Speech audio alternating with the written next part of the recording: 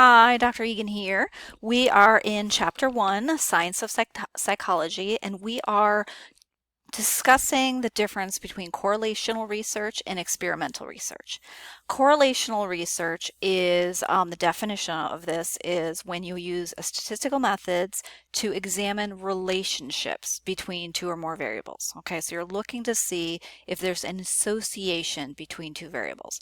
So in this example, is there a relationship between open-mindedness and academic performance? Okay, so we're trying to use correlational research to predict behavior, to determine if there's a relationship between the behavior, to determine if there's an association between the behavior. We're not able to determine, based on this type of study, whether or not being open-mindedness causes increased or improved academic performance, or whether academic performance causes a person to be more open-minded. All we know is from the study is whether or not there's a relationship between these two variables. Okay, so in this example, if we are able to assess open-mindedness using some sort of tool, like if we are able to give some sort of survey and get a score on how open-minded are you, and we find that people who score higher on this assessment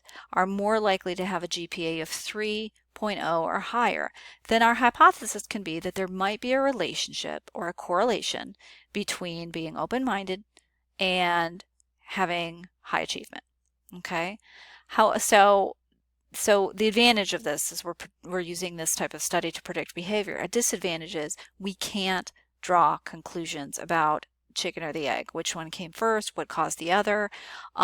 So that's something to keep in mind when you're designing a research study or reading a research study that someone else did, is making sure not to interpret the results as though they're determining cause and effect or causation, if in fact the study is not able to assess that. Experimental research is when variables in a research study are deliberately manipulated by the experimenter in order to see the effects on behavior. Okay, so I'm going to give you an example. Let's just say that I'm trying to determine whether or not a new reading strategy that I developed is effective in teaching first graders how to read. Okay, so I might go in and collect the data, and I might give half the class just the regular education that every other first grader gets in North Carolina. And then I'm going to take the other half of the class and give them my new special reading program. Okay, and from there I'm trying to determine if using my reading program causes or results in some students learning to read faster. Okay, I, as the experimenter, am manipulating the situation. The only way these kids would have gotten this new reading program is by me implementing it. It's not something that occurred naturally, that I was just going to see, hey, which works better. It's something where I'm doing to actually manipulate the situation. I'm changing the environment. A disadvantage of this type of study is that the conditions are somewhat artificial. Okay, this didn't occur naturally. This is because I went in and changed things up with my reading program. And so sometimes just the fact maybe that I was there, maybe I'm different than their teacher, and they're not used to me, or it's really exciting to have me there. Like that could have influenced the results. And because me being there is unnatural. Another aspect to consider with experimental research is you can't always control all the variables.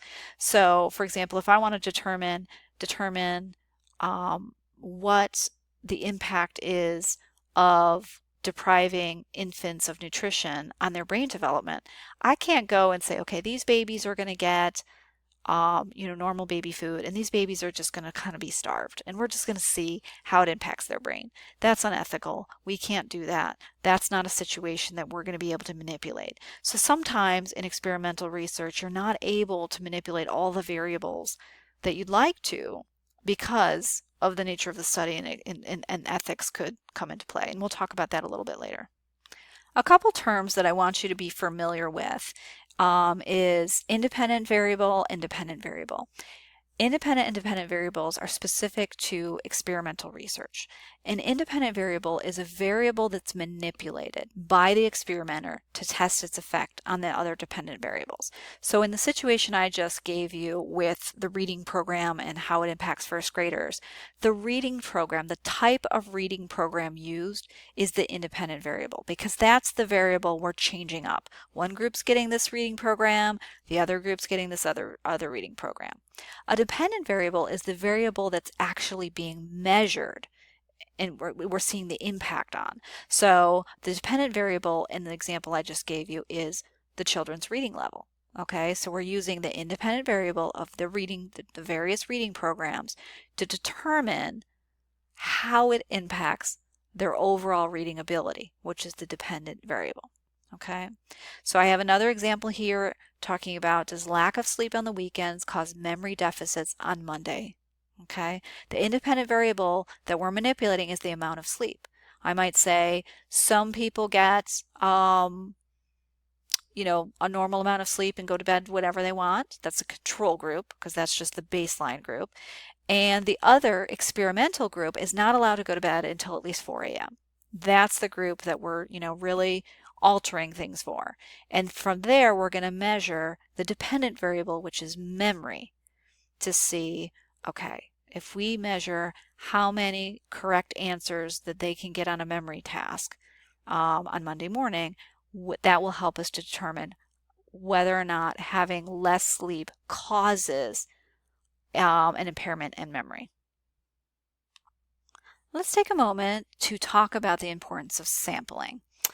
In a given study, let's just say in theory that I am interested in studying the perspective of female black voters in North Carolina. Okay, and let's just say that there's a total of 300,000 registered North Carolina voters who are also black and female. Okay, well, I can't survey all 300,000. It would be very expensive and time consuming, and I probably couldn't get a hold of everybody. So what I'm going to do is I am going to take a sample of that broader population of 300,000, and I'm going to sample 500 instead. And this is going to be my subgroup of the population. Okay, I'm going to study a sample, and I'm going to use the results of that study to generalize back to the larger population. Okay, so once again, I'm going to get 500 black women who are registered voters in North Carolina participate in my study.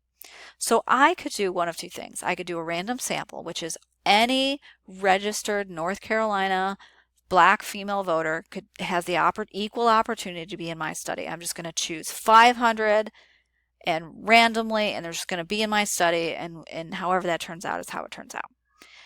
Another way to do it is you can do what's called a representative sample, where my sample that I'm trying to come up with, my 500, I want it to look as much like the broader population of 300,000 as possible. So in this situation, let's say I know that that about half of black female voters in North Carolina are married and college educated. When I create my sample of 500, I'm going to create my sample to be comprised of 50% or half of these in my sample are going to be college educated and married. And that way it'll be, I feel, easier to generalize any results I get in my study back to the general population. The last topic I want to discuss in this chapter is ethics and psychology. And so we're going to talk a little bit about human ethical guidelines, and we're going to talk a little bit about animal ethical guidelines. With regard to human subjects, some things here, and I want you to look through this slide carefully, is that some of the things we have to be mindful of is, first of all, participants have to be informed about the nature of the research, okay? They have to understand what it is that they're signing up to do. Are they signing up to taste test a food? Are they signing up to take a survey? whatever it is, they have to be informed about what the nature of the research is. Informed consent must be documented. They have to receive an informational sheet which discusses what's required and, most importantly, lets them know that they are there voluntarily. We never want our subjects to think, oh gosh, I started this and I can't step away. They need to understand that they can decide that they don't want to be part of the study at any point, and there's no repercussion. Any kind of risk of participating in the study must be spelled out in advance. So, for example, if I'm doing a study about whether or not people feel happier after eating this type of food or that type of food, there could potentially be an issue with a subject being allergic. So I need to note that as a potential risk. So making sure that subjects are very aware of what potential risk can be prior to starting the study is important. If it's being offered as course credit, and the person decides to not participate, they need to be offered another opportunity in lieu of the study to get course credit. Participants cannot be deceived about aspects that would affect their willingness to participate. So for example, you can't say, oh, I'm just going to have you fill out a survey, and then you really in actuality have them running 20 laps around the science building. Like, there's people who would not want to participate if they knew they were going to have to be running laps. If there's ever a time when subjects are deceived about something, then it needs to be done only when it's absolutely necessary. And in the world of experimental research, particularly research that's done through corporations and college settings and things, is there are actual review boards where their entire job is to look at research proposals and determine whether or not this research proposal follows all the ethical guidelines. And so if there's a study where an experimenter feels that it's absolutely necessary to deceive someone, they have a responsibility, of course, to have this research proposal go through a review board to make sure that outside, people from outside perspective are looking at it and see, yep, I agree, this is a situation that you're really not going to be able to get this information if you weren't using deception. And as we go through this semester, we're going to talk about some studies where deception was used and sort of what the consequence of it was and what information was gleaned from that type of research. When it comes to APA ethical guidelines for animal subjects, one of the responsibilities of researchers is that they need to make sure that they're doing everything they can to be considerate of the animal's comfort, health, and humane treatment. Animals should not be subjected to any kind of pain or stress or deprivation if there's another way to elicit that same information. Okay. If there's surgical procedures are going to occur, then it needs to be done under appropriate anesthesia. They need to make sure that they're doing everything they can to avoid infections, minimize pain. We've heard these horror stories of in the past, before these ethical guidelines were in place, where they would do surgery on an animal and then sort of leave the animal to suffer or die, or not close their wounds properly or things like that and maintain their comfort. That is not something that is tolerated via our ethical guidelines anymore. If it's ever appropriate for an animal's life to be lost or terminated during a research study, then the ethical expectation is that death happens quickly, and it minimizes pain and uses appropriate, procedures to do so. So the goal of this, whether you're doing research on humans or animals, is to be ethical and compassionate toward the subjects in the studies.